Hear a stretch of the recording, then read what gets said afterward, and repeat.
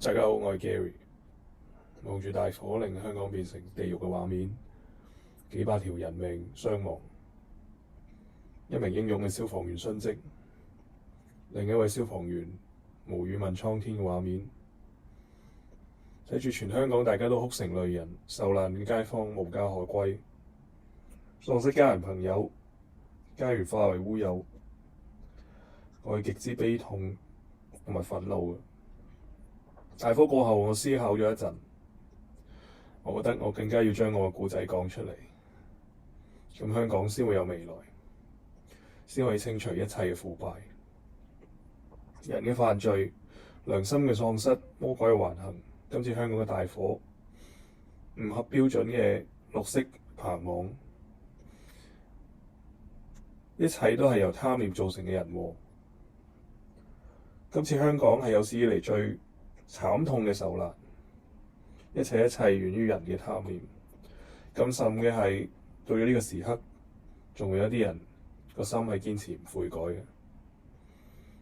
佢哋咁耐以嚟已經將靈魂賣咗俾魔鬼，天火焚城嘅時刻，佢哋都唔會悔改。佢哋咁樣係會好難得到上帝嘅寬恕。我係一個基督徒，我相信主，你嘅心係仁慈嘅，亦同時好似同樣綠色嘅竹咁，係不屈不撓、高風亮節。真正嘅魔鬼喺香港呢個城市入邊深層嘅貪腐文化，呢啲人眼中係只有利益。我相信主，你係公允嘅，正義係會得到彰顯。10年嚟，我嘅人生亦都成為咗香港系統性貪腐嘅受害者，而建造業圍標只係喺香港存在嘅系統性嘅貪腐冰山一角。10年以嚟，創業變成打官司，我經歷令我深深體會到法律界就好似毒舌大狀呢個電影入邊咁樣，佢哋為咗利益勾結，完完全全係腐敗嘅體現。香港法律制度本身就係故意向有錢人傾斜，原因係保留咗一條連英國都廢除咗嘅源於中世紀嘅法律，禁止律師大狀 no win no pay。法律面前，窮人係點，所有人都知。喺我嘅案件入邊，律師大狀、投資者阿里巴巴，兩個所謂專業嘅法律機構，律師會、大律師公會，就連法援署都變成咗魔鬼嘅山頭。另外，海關嘅不作為，一切都俾罪深深咁蠶食。呢啲係法律界幾十年嚟貪腐嘅風氣。當你覺得有法治咩？深層嘅貪腐正係凌駕於法治嘅存在，令呢個城市今日變成極其黑暗嘅存在。當人覺得所有嘢都冇所謂啦，世界就會扭曲，扭曲就會變成今日嘅地獄。喺啱啱錄呢段錄音嘅朝早，我聽到政府要成立獨立調查委員會去處理建造業見到嘅制度貪腐問題。我想指出嘅係，法治為根本，再開展到各行各業，系統性貪腐現時係凌駕法治嘅。我聽到特首好大聲咁話 anybody， 我係存疑嘅。首先，法律界同各行各業嘅貪腐文化，你夠唔夠膽去查？害我個大狀叫做Jenny張，聽講係某某地產商個女喎。律師會故意輕判，拖延調查。投資者係阿里巴巴喎，係咪真係 anybody 啊？最根本嘅法治、法律界嘅系統性貪腐咁多年嚟，咁多個苦主，牽連幾多人、幾多利益，真係 anybody？ 一環接一環嘅腐敗失效，就好似黃子華電影入邊嗰句説話咁。今日呢度 everything is wrong。10年前我有份創立嗰間 startup Cubital，而家市值9億美金。聽朋友講，佢哋仲想去美國上市添。原來侵犯版權都可以大搖大擺，咁準備去美國上市嘅噃。Anyway， 我應得嘅股份俾佢哋強行奪去，7年幾嘅訴訟，只係停留喺交文件嘅階段，就已經俾法庭踢出咗。即使係證據十足，對方嘅法庭文件亦都承認用我嘅工作成果，用我寫嘅嘢去發展生意。我用咗嘅咁多間律師樓，只會係一個一個咁相繼出現專業失德嘅問題。其中最嚴重嘅 Peter Wong 同大狀 Jenny Zhang， 高等法院嘅法官 Master D Ho 形容呢個 Peter Wong 嘅失德係幾十年嚟佢所見過最嚴重嘅。因為呢啲腐敗失德，我嘅案件喺冇審判嘅機會就已經被踢出法庭，隨之然叫我承擔巨額嘅訟費。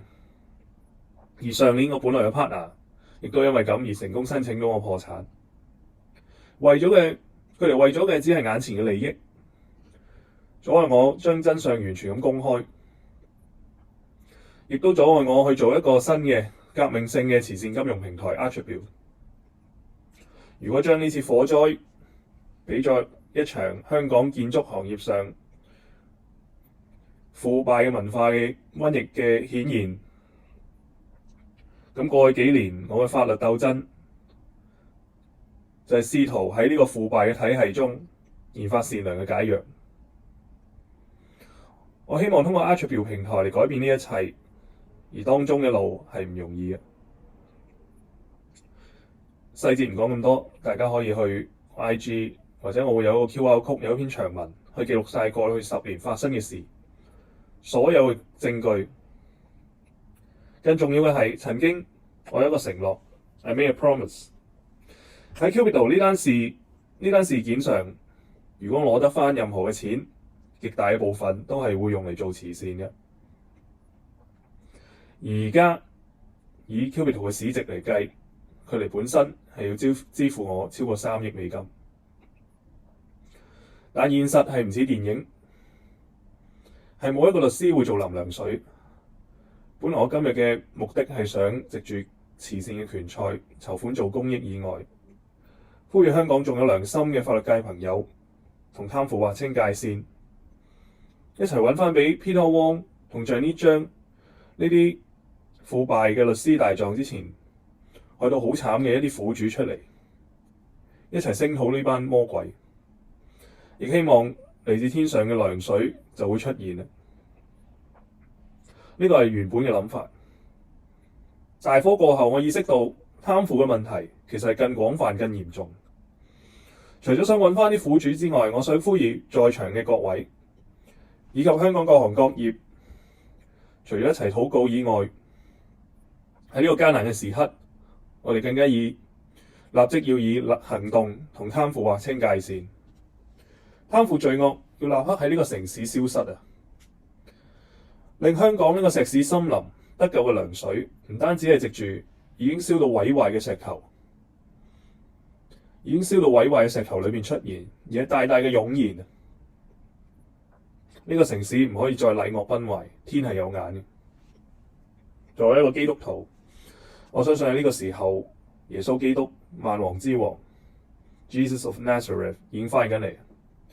我相信神喺你嘅時間，今次一定會令到公義得到彰顯。聖經 Sodom and Gomorrah 嘅故事講嘅同樣係人長期嘅犯罪，令到天火焚城。上帝，我求你令香港貪心而仲有得救嘅人立即悔改，亦都憐憫受災受難嘅咁多位大埔嘅街坊。地上嘅風暴已經發生咗，固然係可怕，而呢一切係唔會白白咁發生。喺天上嘅火係會潔淨呢個城市所有嘅罪。香港喺呢個時刻變得如此黑暗，係源於地上嘅罪。相信喺神理嘅時間，好快必然會有百川匯流，好似海洋一般嘅活水嚟完全清洗呢片黑暗。令到貪腐之風不可再現。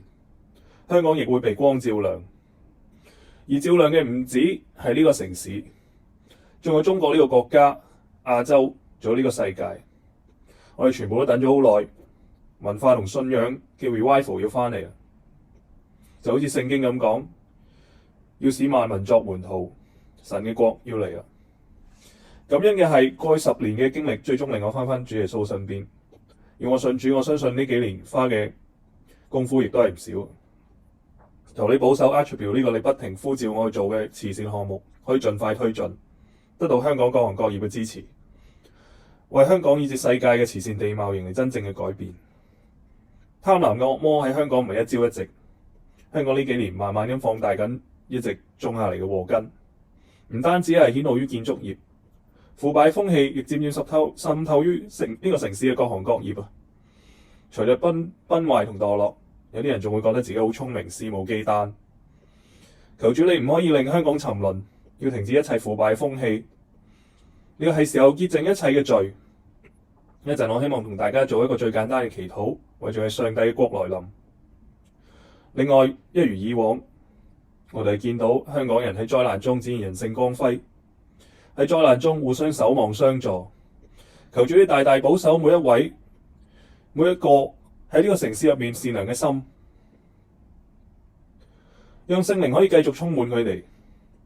我哋知道光明最終係一定會戰勝黑暗。喺拳賽之前，我想同我嘅對手阿 Tim 同大家一齊為大埔火災嘅死傷者默哀1分鐘。而最後，我想以一篇英文版嘅主禱文去同大家做一個最簡單直接嘅祈禱。希望之門係必定會打開嘅，神你嘅國亦必定會來臨。